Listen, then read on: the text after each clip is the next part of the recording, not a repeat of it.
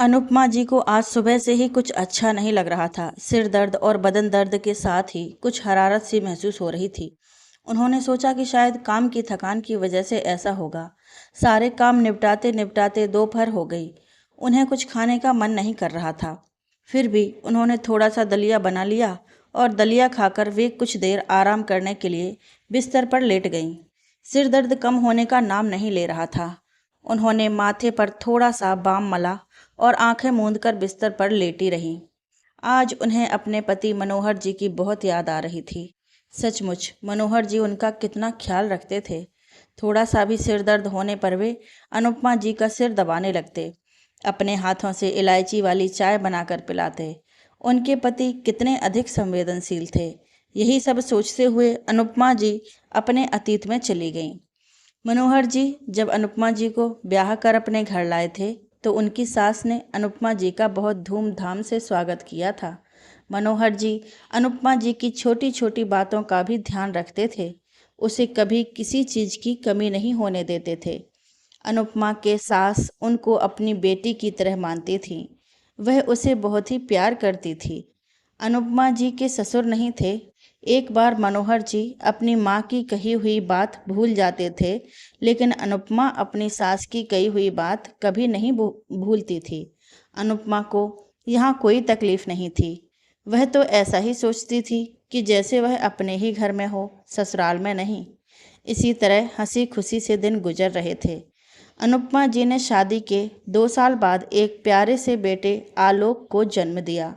घर में सब बहुत ही खुश थे, लेकिन कहते हैं कि खुशियों को नज़र बहुत जल्दी लग जाती है। अचानक अनुपमा जी की सास की तबीयत खराब हो गई। धीरे धीरे 1 हफ्ता हो गया था। उनका बुखार उतर ही नहीं रहा था। उन्हें अस्पताल में भर्ती कराया गया और फिर 4 दिन के बाद वह ठीक होकर घर आ गईं। एक दिन वह अपने पोते आलोक के साथ खेल रही थीं। तभी उन्हें अचानक से सीने में दर्द हुआ और वे बेहोश होकर वहीं पर गिर पड़ीं। मनोहर जी घर में नहीं थे, वह बाहर गए हुए थे। अनुपमा जी ने जल्दी से एम्बुलेंस बुलाई और माँ जी को अस्पताल लेकर गईं। वहाँ इलाज के दौरान पता चला कि उनको हार्ट अटैक आया था और वह इस दुनिया को छोड़कर जा चुकी थी। अनुपमा जी को कुछ समझ ही नहीं आया था कि सब कुछ तो इतना अच्छा था, फिर माँ जी को हार्ट अटैक क्यों आया। शायद वह अपने पति की मौत को बर्दाश्त नहीं कर पा रही थीं और अंदर ही अंदर घुट रही थीं। उन्होंने अपने बेटे और बहू के सामने कभी इस बात को जाहिर नहीं होने दिया था कि वह अपने पति को बहुत ही ज़्यादा याद करती हैं, उनकी कमी बहुत महसूस करती हैं। दरअसल अनुपमा जी जब इस घर में दुल्हन बनकर आई थीं, उससे 1 साल पहले ही उसके ससुर जी का देहांत हो चुका था। अब अनुपमा जी बहुत ही अकेली पड़ गई थीं। धीरे धीरे करके इसी तरह दिन गुजर रहे थे और फिर 3 साल के बाद उन्होंने एक प्यारी सी बेटी कोमल को जन्म दिया और उनका परिवार पूरा हो गया था। अब अनुपमा जी अपने बच्चों की देख-रेख में पूरी तरह ऐसी रच बस गई थीं कि वह सब कुछ भूल ही गई थीं। अचानक से अनुपमा जी को खांसी आ गई और वह अतीत से वापस आ गईं। यही सब सोचते सोचते अनुपमा जी की आंखों से आंसू टपक पड़े। आंसू जब गालों पर लुढ़के तो उन्हें आभास हुआ कि तन का ताप कुछ ज़्यादा ही बढ़ गया है। उन्होंने थर्मामीटर लगाकर देखा तो पारा 103 डिग्री तक पहुंच गया था। जैसे तैसे वे हिम्मत जुटाकर उठीं और स्वयं ही ठंडे पानी की पट्टी माथे पर रखने लगीं। उन्होंने सोचा कि अब ज़्यादा देर करना ठीक नहीं रहेगा। रात हो गई है, अच्छा यही होगा कि वे कल सुबह अस्पताल चली जाएं। कुछ सोचते सोचते उन्होंने अपने बेटे आलोक को फ़ोन लगाया। उधर से आवाज़ आई, हेलो मम्मी, आपने कैसे याद किया? सब ठीक तो है ना? नहीं बेटे, कुछ ठीक नहीं है। मुझे बहुत तेज बुखार है। यदि तुम आ सको तो किसी अच्छे अस्पताल में भर्ती करा दो। मेरी तो हिम्मत ही नहीं हो रही, अनुपमा ने कांपती आवाज़ में कहा। मम्मी, कल तो मेरी बहुत ज़रूरी मीटिंग है। कुछ बड़े अफसर आने वाले हैं। मैं रिया को ही भेज देता, पर राज की भी तबीयत ठीक नहीं है। आलोक ने अपनी लाचारी प्रकट की। मम्मी, आप कोमल को फ़ोन करके क्यों नहीं बुला लेती? उसके यहाँ तो उसकी सास और ननद भी हैं। वह 1-2 दिन घर संभाल लेंगी। प्लीज़ मम्मी, बुरा मत मानिएगा, मेरी मजबूरी समझने की कोशिश कीजिएगा। अनुपमा जी ने अपनी बेटी कोमल को फ़ोन लगाया तो प्रत्युत्तर में कोमल ने जवाब दिया, मम्मी, मेरा वश चलता तो मैं तुरंत आपके पास आ जाती, पर इस दिवाली पर मेरी बड़ी ननद अमेरिका से आने वाली हैं, वो भी 3 सालों बाद। मुझे बहुत सारी तैयारी और ख़रीदारी करनी है। यदि कुछ कमी रह गई तो मेरी सास को बुरा लगेगा। आप आलोक भैया को बुला लीजिए।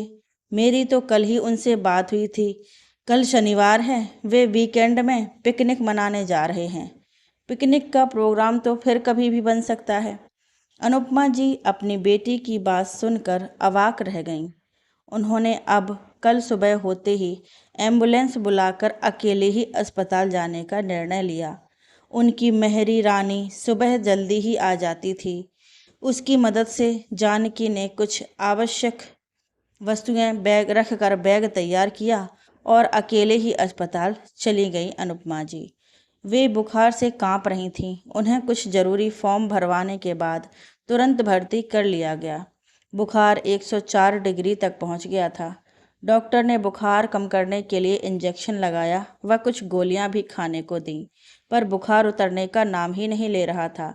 उनके खून की जांच करने के लिए नमूना लिया गया। रिपोर्ट आने पर पता चला कि उन्हें डेंगू है। उनकी प्लेटलेट्स काउंट कम हो रही थीं। अब डेंगू का इलाज शुरू किया गया।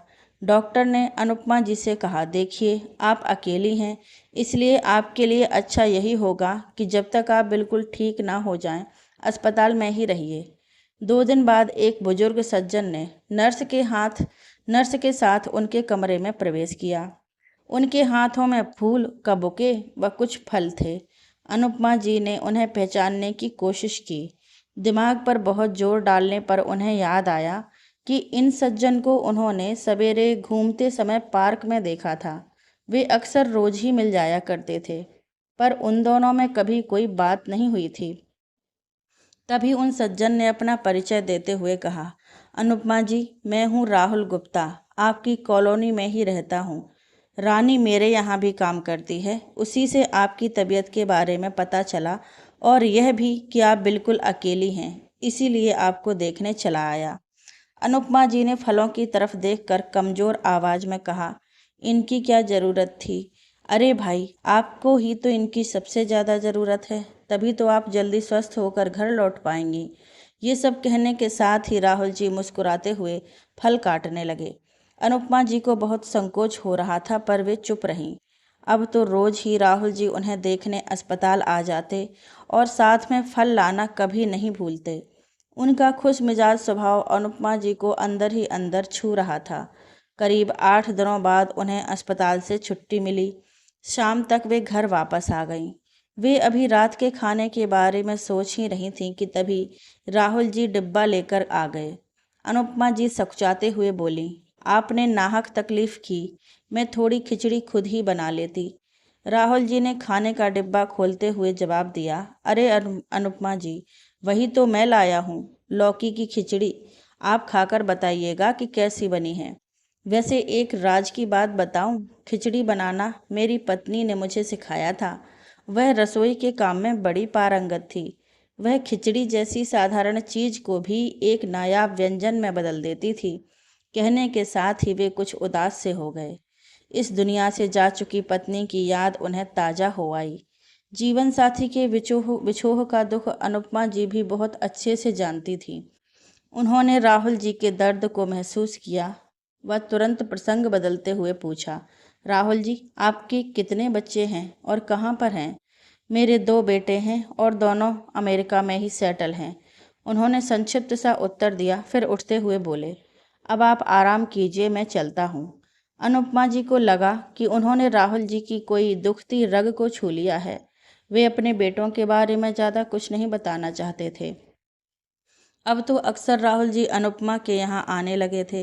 वे लोग कभी देश की वर्तमान हालत पर, कभी समाज की समस्याओं पर और कभी टीवी सीरियलों के बारे में चर्चा करते रहते थे, पर अपने अपने परिवार के बारे में दोनों ने कभी कोई बात नहीं की। एक दिन राहुल जी और अनुपमा जी एक पारिवारिक धारावाहिक के विषय में बात कर रहे थे, जिसमें एक स्त्री के पत्नी व माँ के उज्जवल चरित्र को प्रस्तुत किया गया था।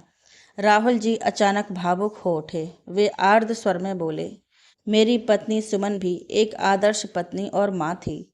अपने पति व बच्चों का सुख ही उसके जीवन की सर्वोच्च प्राथमिकता थी।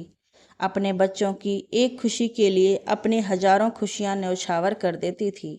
उसके प्रेम को व्यवहार की तुला का बिल्कुल भी ज्ञान नहीं था। दोनों बेटे पढ़ाई में बहुत ही मेधावी थे।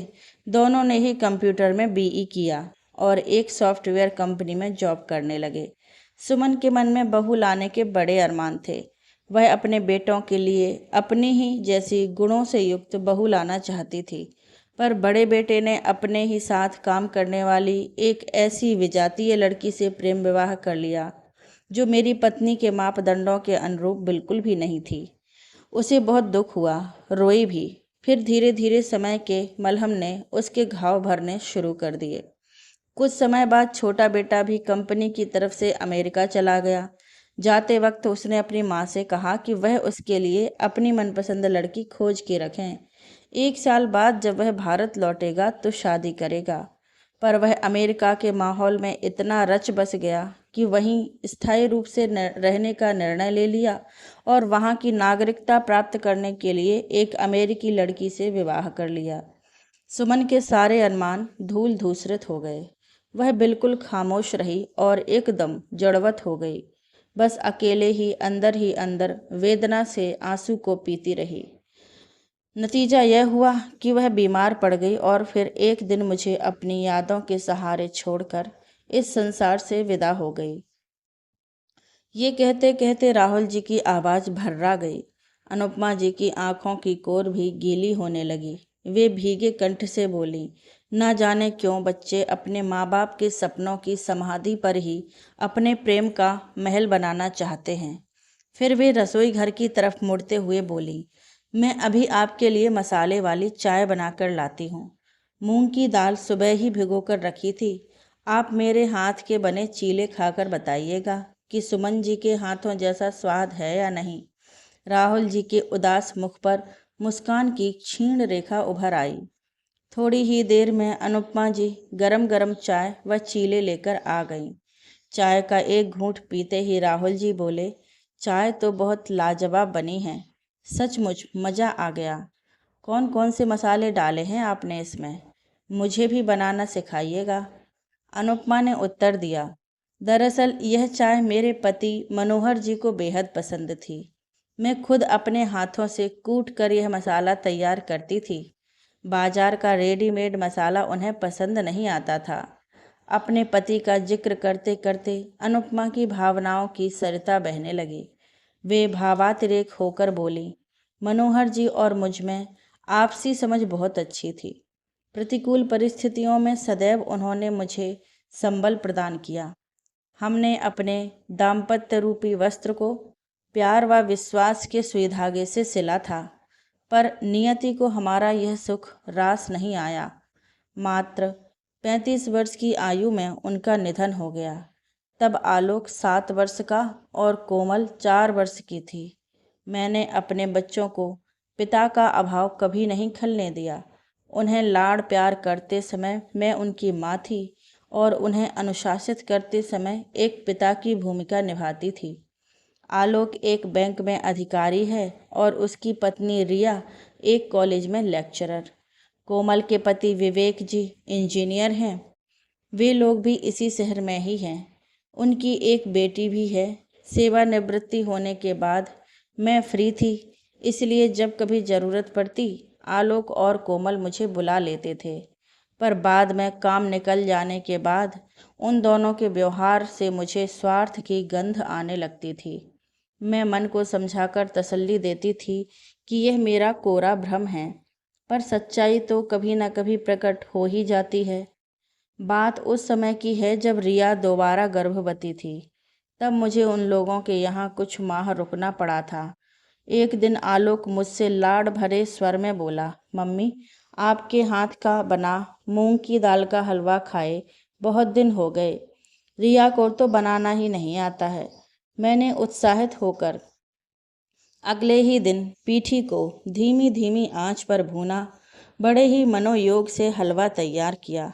भले ही रात को हाथ के दर्द से परेशान रही, अब तो आलोक खाने में नित नई फरमाइशें करता और मैं पुत्र प्रेम में रोज ही सुस्वाद व्यंजन तैयार करती।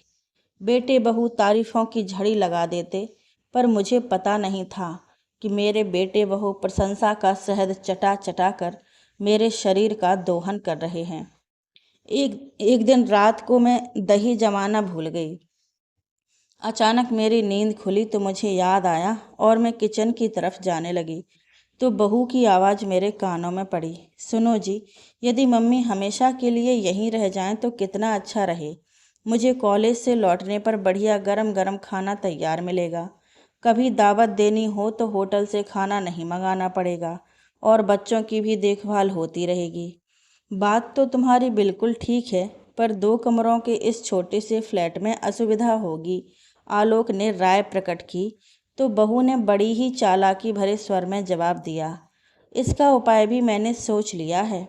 यदि मम्मी जी विदिशा का घर बेच दें और आप बैंक से कुछ लोन ले लें तो 3 कमरों का हम खुद का फ्लैट खरीद सकते हैं। आलोक ने मुस्कुराते हुए कहा, तुम्हारे दिमाग की तो दाद देनी पड़ेगी। मैं उचित मौका देखकर मम्मी से बात करूंगा। बेटे बहू का स्वार्थ मेरे सामने बेपर्दा हो चुका था। मैं सोचने लगी कि अंधेरा होने के बाद कहीं मैं गायब ही ना हो जाऊं। बस 2 दिन बाद ही मैं विदिशा लौट आई। कोमल का भी कुछ यही हाल है। उसकी भी गिद्ध दृष्टि मेरे मकान पर थी। राहुल जी, मैं काफ़ी अर्थाभाव से गुजरी हूँ। मैंने बच्चों को पढ़ाया, कोमल की शादी की। यह मकान मेरे पति ने बड़े ही चाव से बनवाया था। तब जमीन सस्ती थी। जब उनकी मृत्यु हुई, मकान का कुछ काम बाकी रह गया था। मैंने आर्थिक कठिनाइयों से गुजरते हुए जैसे तैसे इसको पूरा किया। अभी बीमार हुई तो काफ़ी खर्चा हो गया। मैं सोचती हूँ कि कुछ ट्यूशन्स ही कर लूँ। मैं एक स्कूल में हायर सेकेंडरी क्लास की केमिस्ट्री की शिक्षिका थी। राहुल जी ने अनुपमा जी की बात का समर्थन करते हुए कहा, आप शुरू से ही शिक्षण व्यवसाय से जुड़ी हैं, इसलिए आपसे बेहतर विकल्प, इससे बेहतर विकल्प और कुछ नहीं हो सकता। फिर कुछ सोचते हुए राहुल जी बोले, क्यों ना हम एक कोचिंग सेंटर खोल लें। मैं एक कॉलेज में गणित का प्रोफेसर था। मेरे एक मित्र हैं किशोरी लाल जी, वे उसी कॉलेज में फिजिक्स के प्रोफेसर थे। वे मेरे पड़ोसी भी हैं। उनकी भी रुचि इसमें बहुत है। हम लोगों के समय का सदुपयोग हो जाएगा और आपको सहयोग। हाँ, हम इसका नाम रखेंगे मोटिवेशन कोचिंग सेंटर, क्योंकि इसमें हम तीनों का समाहित लक्ष्य होगा। अनुपमा जी उत्साह से भर गईं और बोलीं, 2-3 विद्यालयों के प्रिंसिपल से मेरी पहचान है। मैं कल ही उनसे मिलूंगी और विद्यालयों के नोटिस बोर्डों पर विज्ञापन लगवा दूंगी। किशोरी लाल जी भी सहर्ष तैयार हो गए और जल्दी ही उन लोगों की सोच ने साकार रूप ले लिया। अब तो राहुल जी रोज ही अनुपमा जी के यहाँ आने जाने लगे, कभी कुछ प्लानिंग तो कभी कुछ विचार विमर्श के लिए। वे काफ़ी देर वहाँ रुकते। वैसे भी कोचिंग क्लासेस अनुपमा जी के घर में ही लगती थीं। किशोरी लाल जी क्लास लेकर घर चले जाते क्योंकि उनकी पत्नी घर में अकेली रह जाती थी। रोज रोज के सानिध्य से उन लोगों के दिलों में आकर्षण के अंकुर फूटने लगे। वर्षों से सोई हुई कामनाएं करवट लेने लगीं। वह हृदय के बंद कपाटों पर दस्तक देने लगीं। जज्बातों के ज्वार उफनने लगे और आखिर उन्होंने एक ही जीवन नौका पर सवार होकर हमसफ़र बनने का फैसला ले लिया। ऐसी बातें भी भला छिपती हैं कहीं। मोहल्ले वाले पीठ पीछे अनुपमा जी और राहुल जी का मजाक उड़ाते व खूब रस ले लेकर उल्टी सीधी बातें करते थे। फिर ऐसी खबरों के तो पंख भी होते हैं। उड़ते उड़ते ये खबर आलोक और कोमल के कानों में भी पड़ी। एक दिन वे दोनों गुस्से से दनदनाते हुए आए और अनुपमा जी के ऊपर बरस पड़े। मम्मी, हम लोग ये क्या सुन रहे हैं? आपको इस उम्र में ब्याह रचाने की क्या सूझी? हमारी तो नाक ही कट जाएगी। आप यह कौन सा आधुनिक रिश्ता बनाने जा रही हैं? क्या आपने कभी सोचा है कि हमारा समाज व रिश्तेदार क्या कहेंगे आपके इस आधुनिक रिश्ते के बारे में? अनुपमा ने तनिक भी विचलित ना होते हुए पलटवार करते हुए उत्तर दिया और तुमने जो हमारे साथ आधुनिक रिश्ता बनाया है उसका क्या? तुम लोगों ने कभी सोचा है कि मैं भी तो हाड़ मांस से बनी हूँ, संवेदनाओं से भरी जीती जागती स्त्री हूँ। मेरी भी शिराओं में स्पंदन होता है जिंदगी की मधुर धुनों के बीच। क्या तुम लोगों ने कभी सोचा है कि अकेलेपन का सन्नाटा कितना चुभता है? बेटे, बुढ़ापा तो उस वृक्ष की भांति होता है जो भले ही ऊपर से हरा न दिखाई दे, पर उसके तने में नमी विद्यमान रहती है। यदि उसकी जड़ों को प्यार के पानी से सींचा जाए तो उसमें भी अरमानों की कलियां चटक सकती हैं।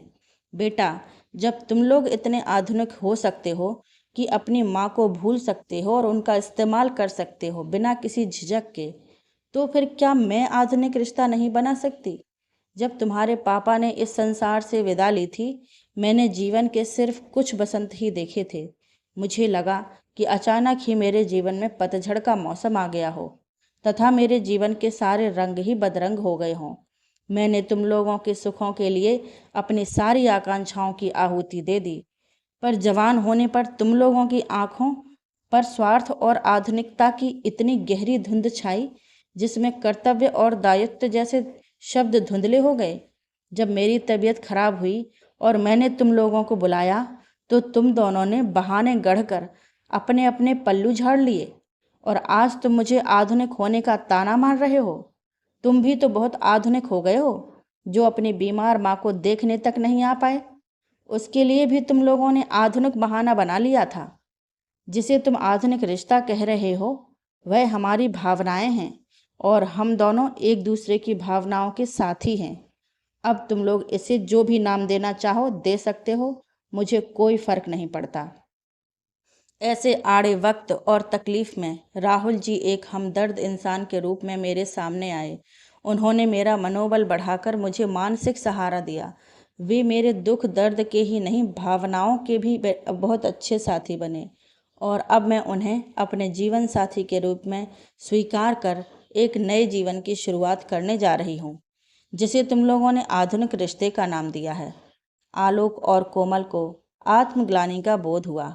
वे पछतावे भरे स्वर में बोले, मम्मी, आज आपने हमारी आंखें खोलकर हमें अपनी गलतियों का एहसास कराया है और जीवन के एक बहुत बड़े सत्य से भी साक्षात्कार करवाया है। माँ का हृदय बहुत विशाल होता है। हमारी भूलों के लिए आप हमें क्षमा कर दीजिए। आपके जीवन में हमेशा खुशियों के गुलाब महकते रहें, ऐसी हम लोगों की मंगल कामना है। अपनी संतानों की ये बातें सुनकर अनुपमा जी की खुशी दोगुनी हो गई। आलोक और कोमल ने खुशी खुशी अपनी माँ और राहुल जी की शादी करवा दी। उन दोनों को एक आधुनिक रिश्ते में बांध दिया। एक ऐसा आधुनिक रिश्ता जिसमें दो अकेले इंसान एक दूसरे का साथ निभाने के लिए पूरी तरह से तैयार थे। आलोक और कोमल वापस अपने घर चले गए थे। राहुल और अनुपमा अब एक दूसरे के सुख दुख के साथी बन चुके थे।